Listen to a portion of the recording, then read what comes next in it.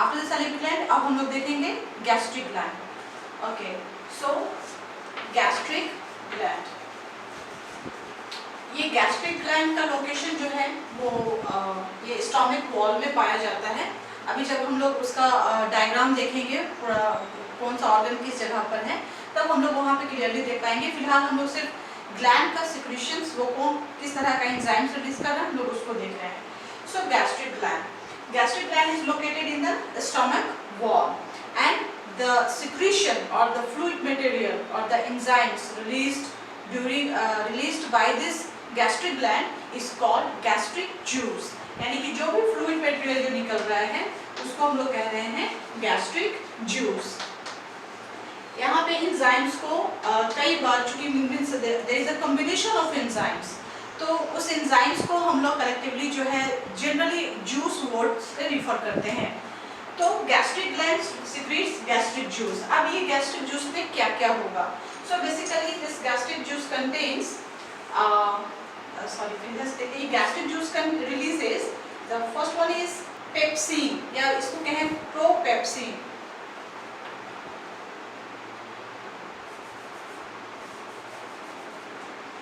Gastric juice contains pepsinogen. ये pepsinogen inactive state में होता है। जब ये एक्टिव हो जाता है तब इसको हम लोग कहते हैं पेप्सिन।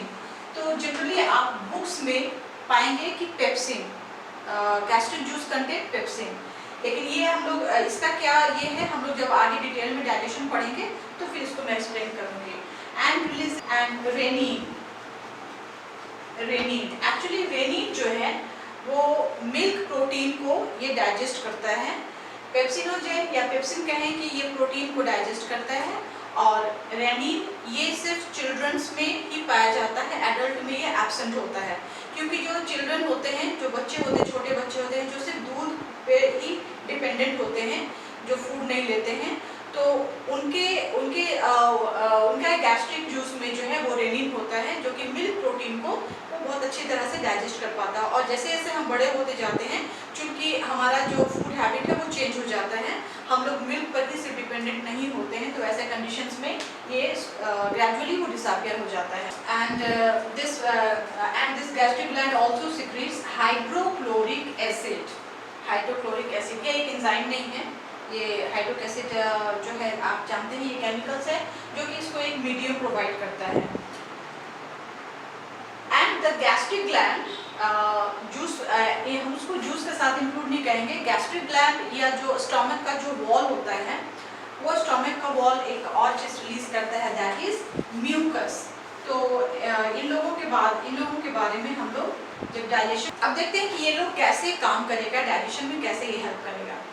सो पेप्सिनोजेन, आप इसको ऐसे हम लोग समझते चले, ये हमारा स्टोमक, ये स्टोमक जो है वो टिश्यूज का बना हुआ है। हम लोगों को पता है कि ये टिश्यूज का बना हुआ है।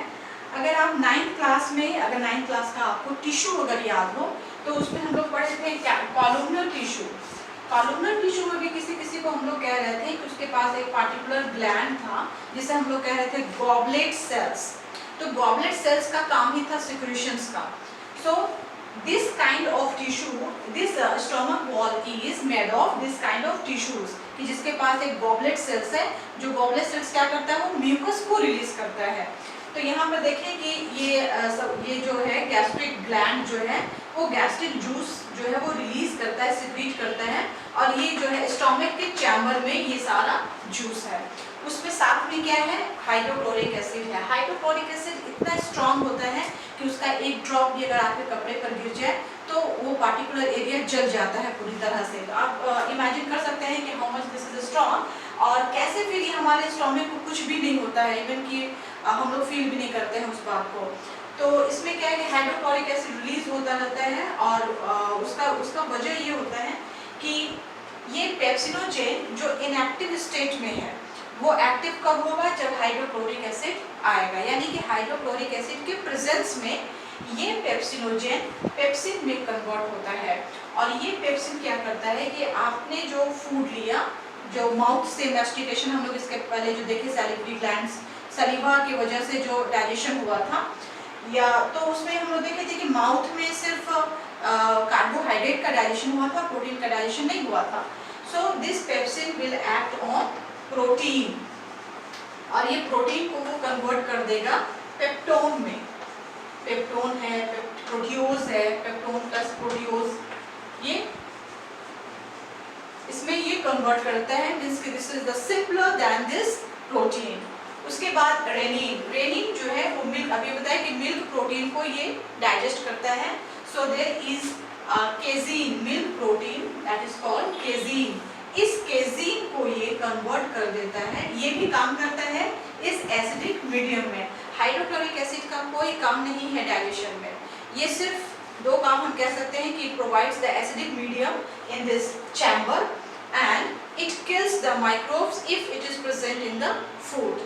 So this casein is converted into para-casein, para-casein and the whey protein, the whey, जैसे ये whey protein कहने का मतलब है कि आप जिस तरह से दही जमाते हो, आप घर में जब दही जमा कर देखो उसमें क्या होता है कि ऊपर में कडलिंग हो जाता है मिल्क का, यानी कि वो सेमी सॉलिड फॉर्म में आ जाता है, और कुछ वाटर्स जो है वो नीचे मतलब पीछे वो छोड़ देता है। तो वो जो वाटर है that is called the way protein. ठीक उसी तरह से ये केजीन जो है वो कन्वर्ट हो गया पारा केजीन में, मीन्स कि उसका कडलिंग हो गया, वो सेमी सॉलिड फॉर्म में आ गया, और वो जो पानी जो पीछे छोड़ा उसको कहते हैं वे प्रोटीन। तो ये स्टू फॉर्म में जो ये कन्वर्ट हो गया, जिसका कि फर्दर डाइजेशन जो है वो नेक्स्ट लेवल पे होगा। सो हाइड्रोक्लोरिक एसिड का क्या हुआ रोल यहाँ पे, सिर्फ it provides the acidic medium in this chamber so that these two enzymes can act on the food and convert them into the simpler form. Mucus, mucus का role digestion में कुछ नहीं है, जिस तरह से HCl का डायरेक्ट कोई रोल नहीं है डाइजेशन में, ठीक उसी तरह से म्यूकस का रोल क्या है कि इट अंडरलाइंस, क्योंकि अभी हमने बताया कि ये कॉलमनर टिश्यूज का है जिसमें कि गॉबलेट सेल्स है, that goblet cell secretes the mucus, और ये म्यूकस क्या करेगा, ये स्टोमक के वॉल को ये ऐसे अंडरलाइन करता है, ये अंडरलाइन करके, ये जो इसका अंडरलाइन करने का दो वजह होता है कि ये जो एसिड है यहाँ पर, ये एसिड का इस सेल से डायरेक्ट कांटेक्ट ना हो। अगर वो डायरेक्ट कांटेक्ट होता है तो यहाँ पे दो चीज हो सकता है, एक तो है सेल्फ डाइजेशन, यानी कि अभी हम लोग देख रहे हैं कि यहाँ पर ये जो पेप्सिन है वो प्रोटीन का डाइजेशन करता है, तो प्रोटीन का डाइजेशन करता है तो अगर ये मसल्स भी जो है वो भी प्रोटीन का ही बना हुआ है, तब तो फिर ऐसे में क्वेश्चंस भी sometimes it is arised that if the pepsin or the enzymes present in the stomach digest the protein, then why does it not digest the protein of the stomach wall?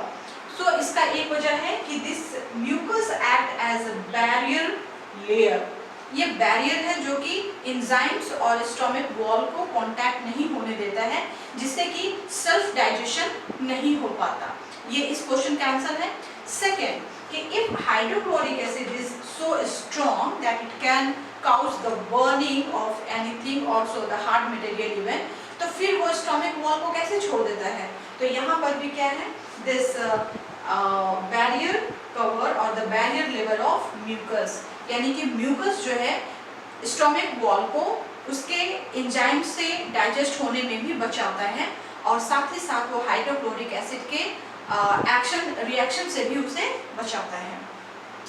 So these are the function of mucus, hydrochloric acid and these enzymes. इसके बाद अभी हम लोग देखेंगे liver. Okay, liver is the largest gland of the body, चाहे वो endocrine gland हो चाहे exocrine gland हो, ये लगभग 1.5 kg का होता है किसी भी एडल्ट बॉडी में, और एक्चुअली लीवर जो है वो किसी तरह का कोई एंजाइम्स रिलीज नहीं करता, और इसका सिक्रीशन जो है वो डायरेक्टली पार्टिसिपेट नहीं करता है डाइजेशन में, बट इसके अलावा बहुत सारे फंक्शंस हैं। तो ये लीवर जो है सबसे पहले इसको देख लेंगे, इट इज बाइलोब्ड, ठीक है। इसका डायग्राम हम लोग कुछ इस तरह से अगर देखें, सो दिस इज ये इस तरह से, यानी कि ये फ्लिप कटा हुआ है, और सॉरी इसका ये कुछ थोड़ा ज़्यादा होगा, एंड दिस वन, तो ये बाइलोब है, ये ऐसे कटा हुआ है, लेकिन ये पूरा कटा नहीं है, आप इसको ऐसे फोल्ड कर सकते हैं, लेकिन ये सिर्फ थोड़ी देर के लिए होगा।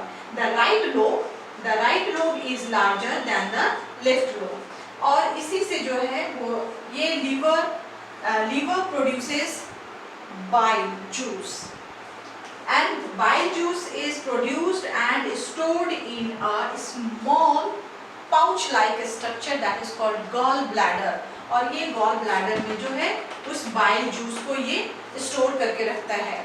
गॉल ब्लैडर को हम लोग अपने कॉमन बोलचाल की भाषा में पित्त की थैली कहते हैं, और ये जो बाइल है, बाइल को आप पित्त कहते हैं।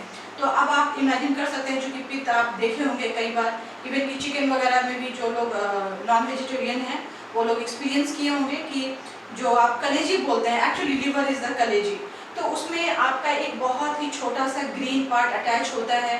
बहुत केयरफुली उसको रिमूव करते हैं कि अगर वो फट जाता है तो पूरा जो है वो लिवर जो है वो कड़वा हो जाता है, क्योंकि इसका टेस्ट जो है वो कड़वा है। सो दिस गॉल ब्लैडर को हम लोग कहते हैं पित्त की थैली।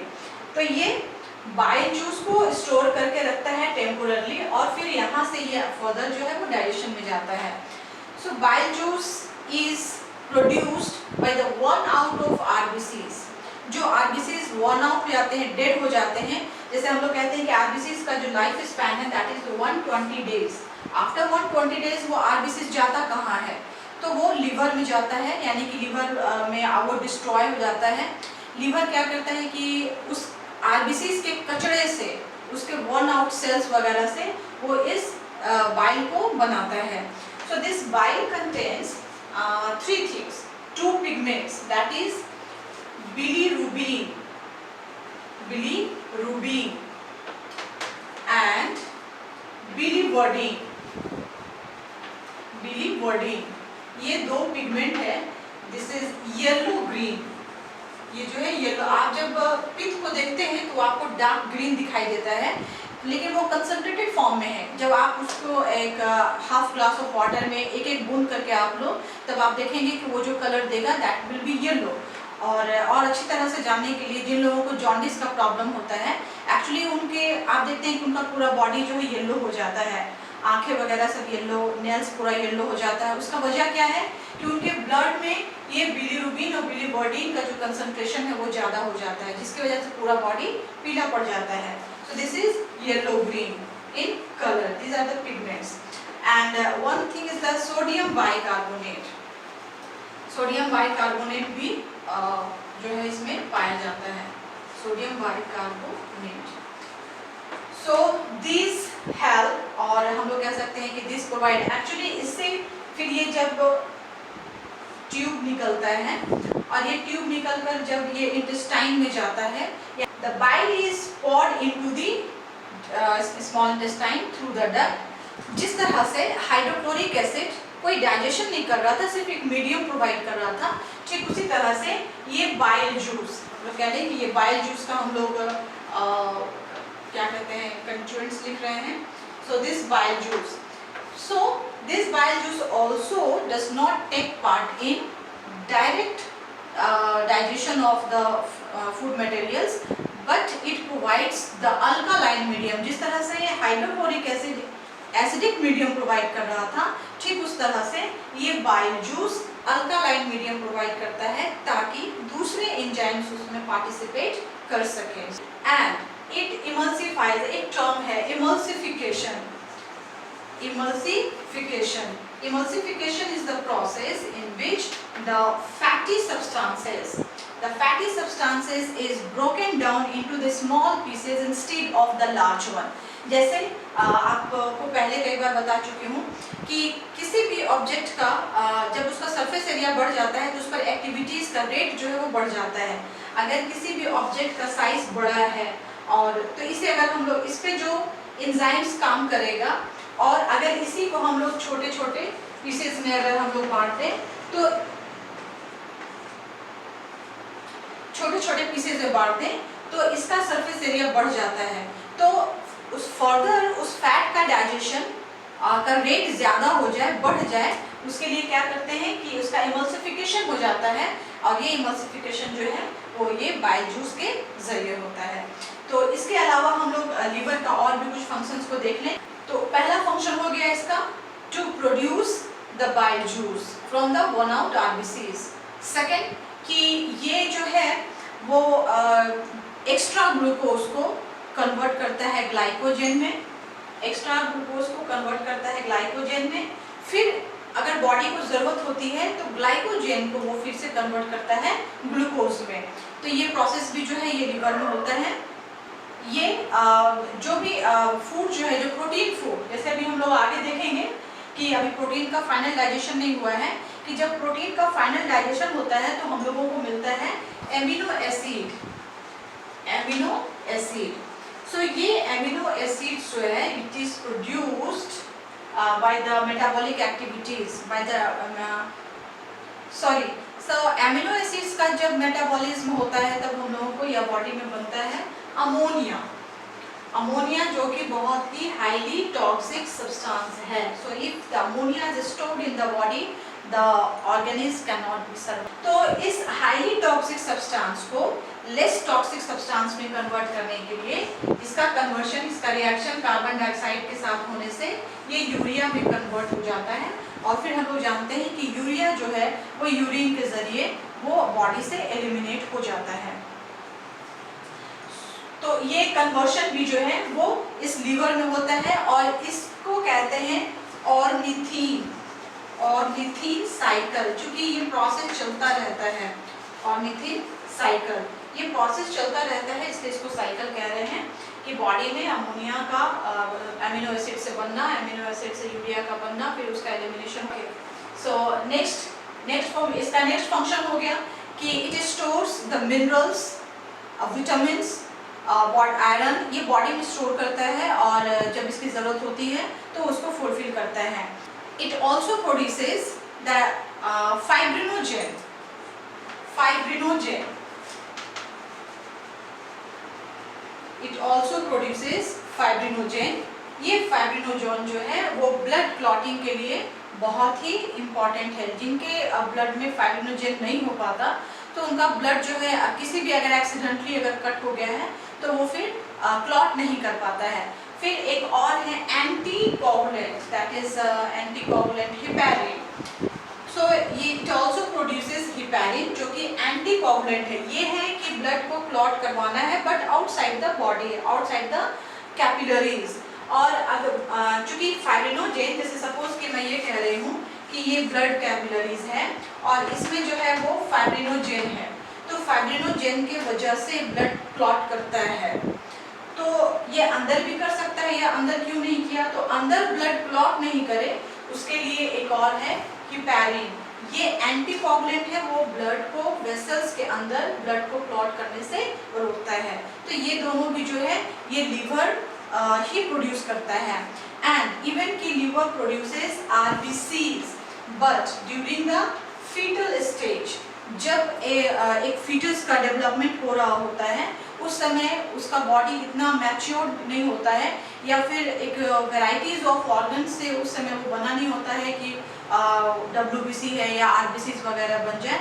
तो वैसे कंडीशंस में फीटस का जो लीवर है वो RBCs का फॉर्मेशन करता है। और फिर जैसे जैसे फीटस जो है वो मैच्योर होते जाता है, so their site of production is changed. एंड somewhat the liver also regulate the volume of the blood because it stores the water also। तो कुछ हद तक जो है ये वाटर के वॉल्यूम को ये मेंटेन करता है। And it also regulate the body temperature, body का टेम्परेचर जो है उसे भी ये रेगुलेट करता है। The liver perform the other functions other than the digestion.